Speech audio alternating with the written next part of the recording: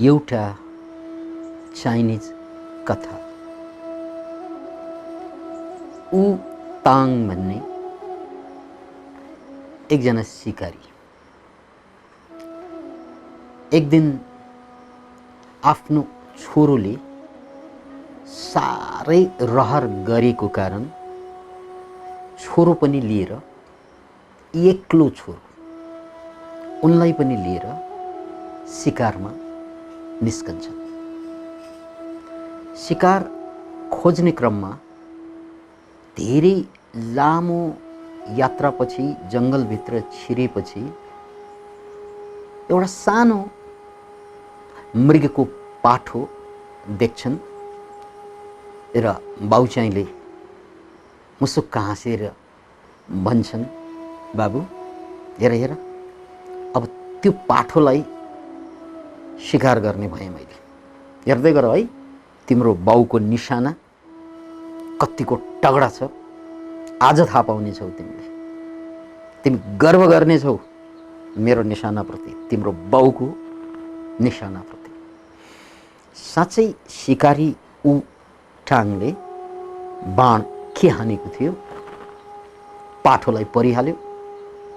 मृग श्रावक त्यही ढलिहाल्यो र त्यत्तिकैमा त्यो ढलेको मृगलाई टिप्नको लागि के कुद्न खोजेको थियो, त्यो मृगको, त्यो श्रावकको या त्यो पाठोको आमा चाहिँ त्यहाँ कुदेर आउँछ र बिलौना गर्न थाल्छ। अनि मायाले चाट्न थाल्छ, गहभरि आँसु र चाट्दै गर्छ। बिलौना गरेको प्रष्टै देखिन्छ। अनि बाउचाहिँले के भन्छ, बाबु अर्को पनि मृग आएको छ, अर्को पनि मृग आएको छ, यसलाई पनि म त्यहीँको त्यहीँ ढाल्छु, अब तिमी थप गर्व गर्नेछौ म माथि। साँच्चै बाण हानिदिएको त्यो पनि ठाउँको ठाउँमै ढलेछ। अनि मृगलाई त समाउनु पर्यो, के कुद्दै थियो, त्यत्तिकैमा त्यहाँ सरक सुरुक फेरि आवाज आएको देख्यो। त्यो देखेपछि उनलाई के लाग्यो, हो अब तेस्रो मृग पनि आउँदैछ है, यसलाई पनि शिकार गर्नुपर्छ। तर त्यो त आएको छैन, दृश्यमा देखिएको छैन, झारीमा सराक सुरुक मात्रै आवाज आएको। त्यसकारण उनीहरू अलि अगाडि बढ्छ, बिस्तार बिस्तारै छोराचानलाई इसारा गर्छ, चुप चुप चुप चुप, लुको लुको, झारीमा लुको लुको, किनकि अहिले देखा परेको छैन, म अगाडि बढ्छु, तिमी चाहिँ झारीमा गएर लुको बाबु भन्छ। अनि छोरा झारीमा गएर लुक्न थाल्छ। बाउ चाहिँ बिस्तार बिस्तारै अगाडि गएर त्यो सराक सुरुक के आवाज आइरहेको थियो, धेरै समयपछि त्यसको नजिक पुग्छ। अब त मृग त देखेको छैन, त्यो आवाजको भरमा हिर्काएर मार्नुपर्ने। यो बेला त उसको लागि ठुलो चुनौती हो। अनि उनलाई के लाग्न थाल्छ भन्नाले, यो बेला मेरो छोराले म माथि सबभन्दा बढी गर्व गर्नेछ। किन गर्नेछ त भने अघिसम्म त देखेको मृगलाई मारेको, अहिले त मैले नदेखेको, आँखाले नभेटाएको आवाजको भरमा मार्न सक्छ, मेरो बाउ जिन्दाबाद। अनि बडो भित्रबाट आश्वस्त थिए, विश्वस्त थिए र अलि नजिक, अलि समय लगाएर अलि नजदिक जाँदै बाणले जहाँबाट सरक सुरुक आवाज आइरहेको थियो, छ्याममा बाण हान्दियो। यो बेला मृगको पाठोको आवाज आएन, मृगको आवाज आएन, कुनै मान्छेको आवाज आइरहेको थियो। अय्या, त्यो पनि बच्चाको। कुदेर हेर्दा त्यो उनकै छोरो जो झारीमा लुक्दै थियो त्यहीँ ढल्यो। एक्लो छोरो, सबभन्दा प्यारो छोरो, र छोरो त्यहाँ अन द स्पट मर्छ। Can you imagine it? कथा सकिन्छ। त्यसपछि अरू पनि सराक सुरुक आवाज आइरहेको थियो त्यहाँ। अब के आयो त आवाज? बाण लिएर फेरि के तम्सन खोजे थियो, त्यो मृगलाई लखेट्दै आएको बाघ पो रहेछ। उनले बाण हान्न पाउँदैन, बाघले खाइदिन्छ। कथा याद this is the one story. अब म यो कथाको, यो नकारात्मक कथाको, यो मार्मिक कथाको, यो दर्दनाक कथाको ठ्याक्कै उल्टो कथामा, जुन वास्तविक घटना हो युरोपको कुनै देशमा घटेको, त्यो कथा पनि यहाँहरू समक्ष प्रस्तुत गर्न चाहन्छु। र पहिल्यै याद राख्नुहोला, यो चाहिँ घटना हो, सत्य घटना। मिठो भएपछि सत्य कथा भनिन्छ।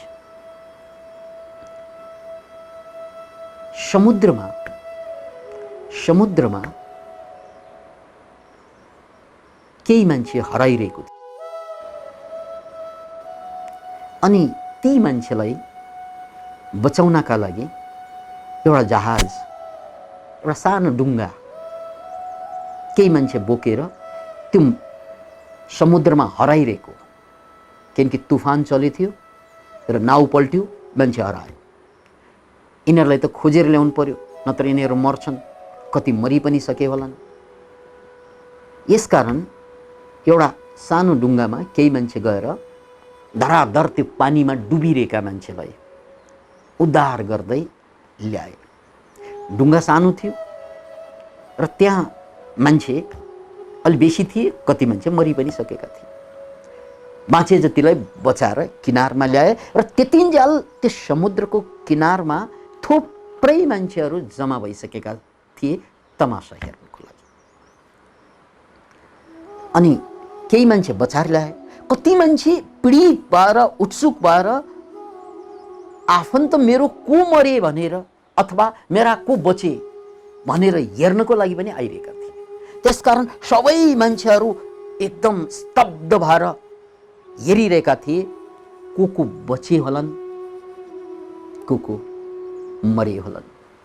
एक एक गरी त्यो ढुङ्गामा ल्याइएका मान्छेहरू एक एक गरी किनारमा ल्याइसकेपछि आफन्तजनहरूले, साथीभाइहरूले मैले चिनेको मान्छे हो, मेरा आफन्त हो भनेर खोज्दै रहेको अवस्था। तर त्यहाँ त सबै मान्छे ल्याउन त सकेको छैन। अनि त्यत्तिकैमा एकजना केटाले सोध्छ, सबै जीवित मान्छेलाई उद्धार गर्न सक्नु भएको हजुरहरूले? सबै गर्न कोसिस गरेको हो, तर एकजना छुटिरहेको छ, एकजना अझै मरेको छैन। मरेकालाई त ल्याउने कुरा भएन, अझै सङ्घर्ष गर्दै छ र त्यसलाई ल्याउन खोज्दा जहाज, यो डुङ्गा पनि डुब्ने सम्भावना भएको कारणले हामीले त्यसलाई त्यहीँ छोडेर आएका छौँ। यदि कोही तपाईँहरूमध्ये राम्ररी पौडी खेल्न आउने कोही हुनुहुन्छ भने तुरन्तै गइहाल्नुहोस्, बचाउन सकेला सायद। त्यत्तिकैमा एउटा केटा तम्सिन्छन्, म जान्छु भनेर। ऊ जान के लागेको थिए, पछाडिबाट उनको आमाले च्याप्प हात समाउँछिन् र आँखाभरि आँसु, गहभरि आँसु। आमा बोल्छिन्, बाबु नजा, किनभने केही दिन अगाडि तिम्रो भाइ पनि यही समुद्रमा हराएको हो। ऊ बाँचेको या मरेको कसैले पनि थाहा छैन, किनकि मरेको भन्नलाई लास हात परेको छैन, बाँचेको भन्नलाई ऊ फर्केको छैन। त्यसकारण बाबु, मेरा 2 सन्तान, ऊ त हरायो, गयो, अब तिमी पनि गयौ भने मेरो हालत के होला छोरा? प्लिज नजानु छोरा, प्लिज मेरो मुटुको टुक्रा नजानु। तिमी गयौ भने म त जिउँदै मर्छु।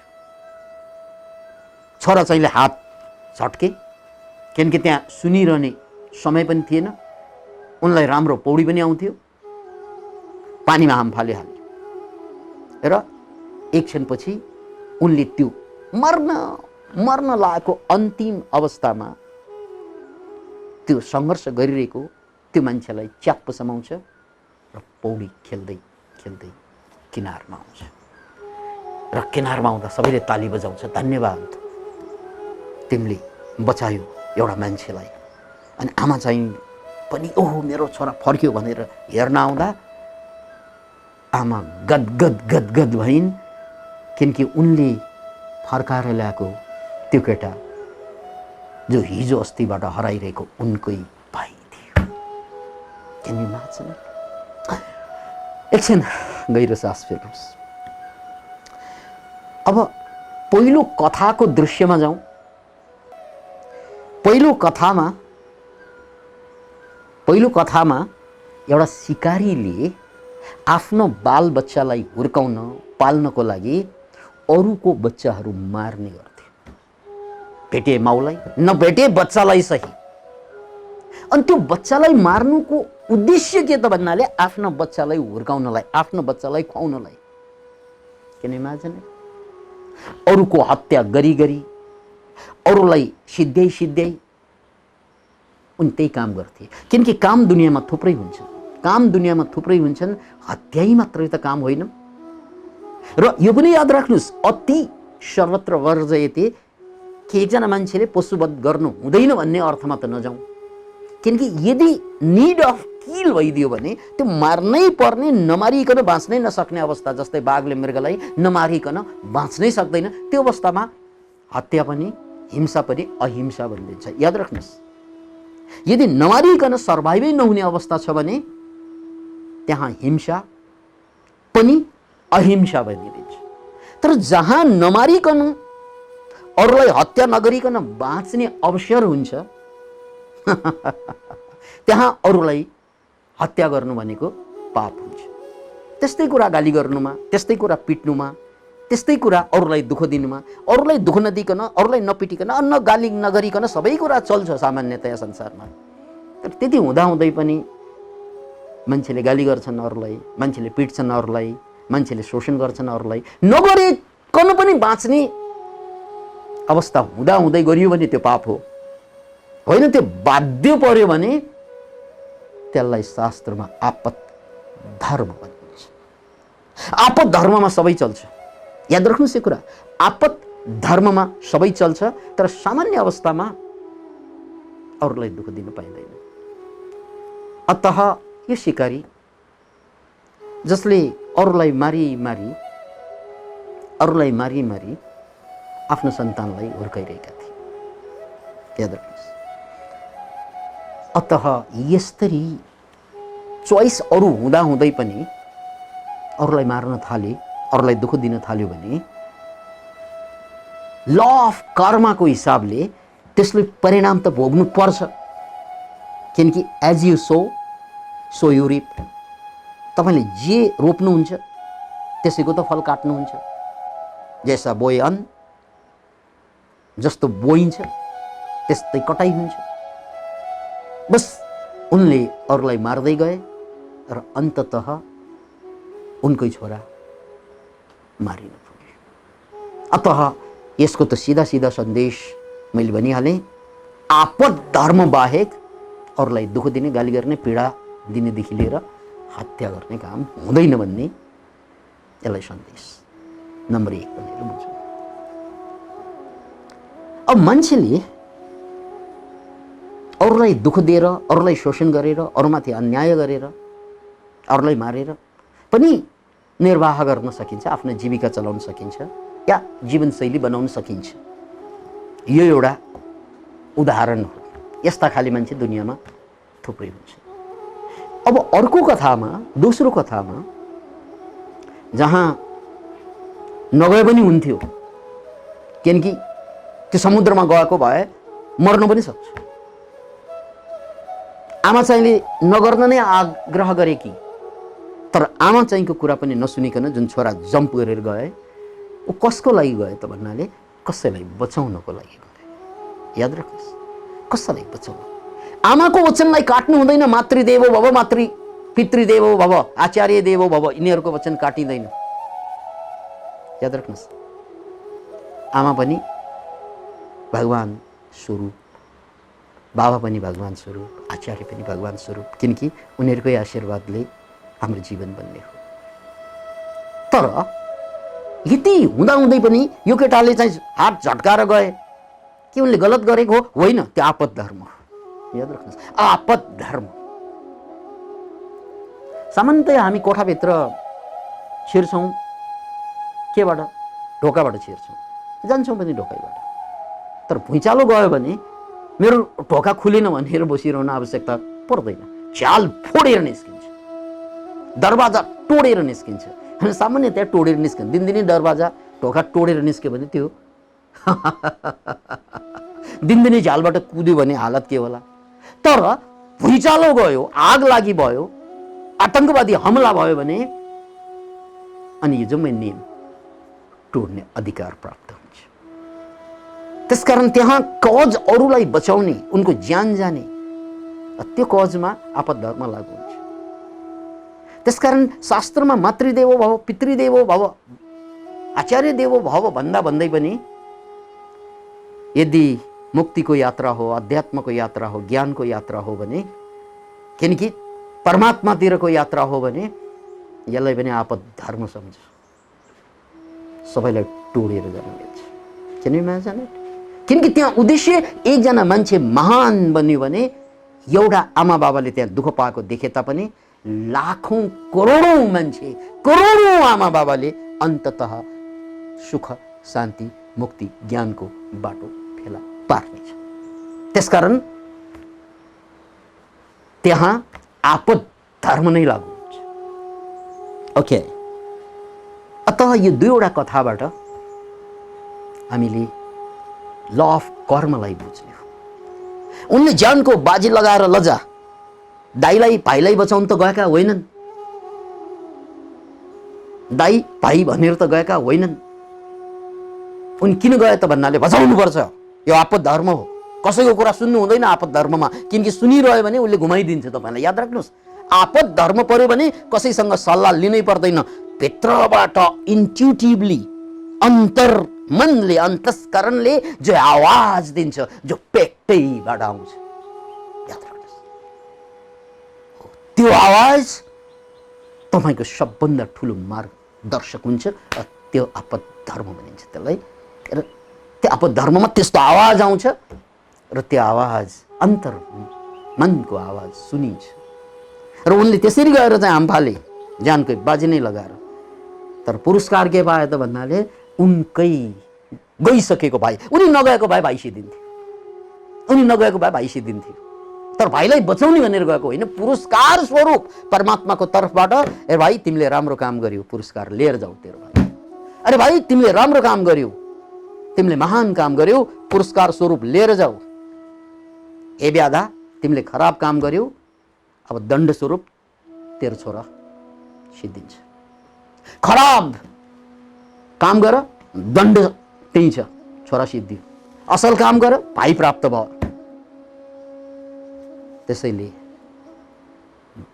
यो कथाको सन्देश जहिले पनि महान काम गर्नको लागि सोच्नु पर्दैन। शुभस्य शीघ्रम, राम्रो कुरा कुर्ने होइन गर्ने हो। नराम्रो कुरा सोचमा आयो भने गर्ने होइन सोच्ने हो। 2 पल्ट, 10 पल्ट, 1000 पल्ट। याद राख्नुहोस्, अरूलाई दुःख पुग्ने कुरा, अरूलाई पीडा पुग्ने कुरा 1000 पल्ट सोचेर मात्रै गर्नुहोस्। तर राम्रो कुरा कसैको नसोच्नुहोस्, कसैको गरिहाल्नुहोस्। नाइके भन्ने जुन कम्पनी छ नि जुत्ताको, ऊ संसारको सबभन्दा ठुलो कम्पनीमा किन उब्रियो त भन्नाले उसँग एउटा नारा छ, या बडो दार्शनिक नारा, जस्ट डु इट, गरिहाल। किनकि राम्रो कुरा अहिले गरिएन भने कहिल्यै गरिँदैन, र नराम्रो कुरा अहिले गरियो भने जहिले पनि गरिन्छ। याद राख्नुहोस् यो कुरा, राम्रो कुरा अहिले गरिएन भने कहिले पनि गरिँदैन, नराम्रो कुरा अहिले गरियो भने भोलि पनि गरिन्छ, पर्सि पनि गरिन्छ। त्यसलाई चाहिँ एडिक्सन भनिन्छ, ह्याबिट भनिन्छ, बानी भनिन्छ। यहाँहरू सबैको